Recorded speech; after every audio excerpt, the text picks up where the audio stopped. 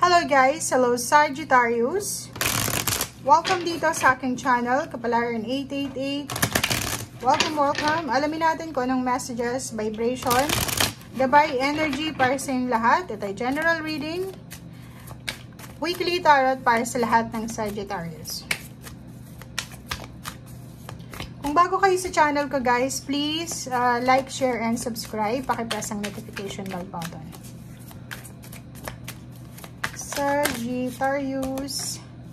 Wow, isang lalaki. Okay.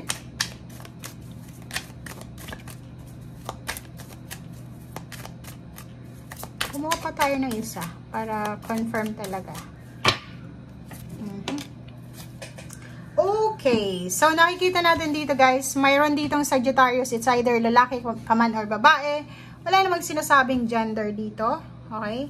So, may posibleng long distance travel. Pwedeng may lalaki ditong Sagittarius or babae siya na siya ay magta-travel papunta sa lugar na pagtatrabahuhan niya. Or nakikita natin dito na may kaibigan ka siguro na nasa ibang bansa or nasa ibang lugar na pwedeng siya ay makatulong sa'yo sa trabaho or sa love life. So, pwedeng may irereto siyang trabaho sa'yo or love life. So, this week, nakikita ko yung meet up dito. May reunion ng friends, reunion ng relatives, friends, or mga dating katrabaho. Yung iba ay galing sa iba't ibang lugar, malayong lugar, malapit na lugar. And yung iba sa inyo dito, galing sa Pilipinas, comment down below, papunta kayo sa ibang bansa. Okay? Sa kaibigan nyo or sa mga kapamilya nyo. Comment down below guys. Or ang other message dito is may mag-homecoming. May mga OFW na pauwi na Sagittarius. And yun ang nakikita natin.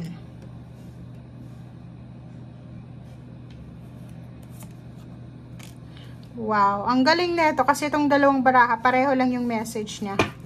Okay, so sinasabi ng baraha sa'yo dito Sagittarius na may kailangan ka, like ikaw to, if ever lalaki ka or babae, pupunta ka sa ibang lugar, sa ibang bansa para magtrabaho, sinasabi ng baraha na ihanda mo ang sarili mo, okay?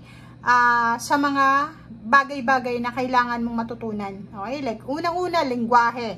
Kailangan mong matutunan yung lengguwahe, yung culture, kailangan mong matutunan yung trabaho, magti-training ka, or kano pa man. So, discover your life purpose. Number 11, manifestation. Nakikita natin dito guys na this week ay marami kayong realization sa buhay or marami kayong mga agam-agam sa buhay, but madidiscover mo sa linggo ito kung ano talaga ang gusto mong mangyari sa buhay mo. Madidiscover mo sa linggo ito kung ano talaga ang magbibigay sa'yo ng saya or kung saan lugar ka ba magiging maligaya or kung sino-sino ba yung mga taong pwedeng magbigay sa'yo ng kaligayahan na to. So, yun ang madidiscover mo sa linggong ito.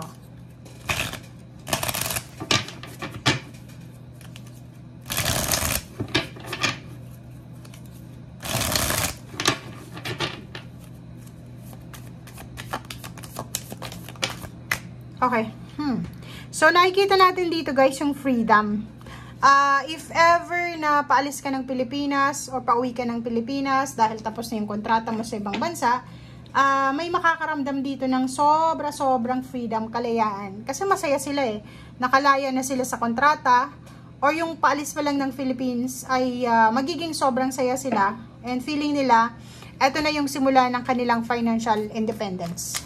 Comment down below guys. Diba? It's a double confirmation, yung distance and then 8 of cups. May relocation dito, may aalis sa lugar kung nasaan sila sa ngayon. May magta-travel sa linggong ito, pabalik sa lugar kung saan sila dating nagtrabaho. Doon sa mga taong pwedeng susuporta sa kanila. Meron ditong page of wands na nagsasabi sa'yo na etong travel na gagawin mo, etong relocation, etong movement na gagawin mo, eto talaga yung magdadala sa'yo ng parang, ano to eh, eto yung magdadala sa'yo doon sa final destination mo siguro, or eto yung magdadala sa'yo ng pag-asa para sa mga pangarap mo sa buhay. Okay? So, yun, eto yung dadalhan niya, oh. 'Di ba? Kita mo? So, nakikita natin dito sa linggong ito na maraming mag-o-offer sa'yo ng tulong sa either love life, tulong sa trabaho, tulong sa pera, or kano naman to. Nakikita mo to. Maraming, if ever man nalilipat ka ng bahay, lilipat ka ng trabaho, maraming mga tao ang mag-extend ng kanilang help. Ang dami-daming good news dito, oh. Good news. Ang daming good news na posibleng dumating sa'yo, lalo na sa usaping pera, lalo na sa usaping stability ng pera. So, sinasabi ng baraha dito na if ever man nasa ganito kang sitwasyon, Sagittarius, may sakit ang family, nangangailangan ng pera, may isang Leo or Sagittarius, isang may pera, makapangyarihan siguro sa inyong barangay, sa inyong munisipyo, or kung sino man to na financially stable na tao, pwede siyang makatulong sa kung ano man itong pinagdadaanan nyo sa ngayon. Okay? Thank you.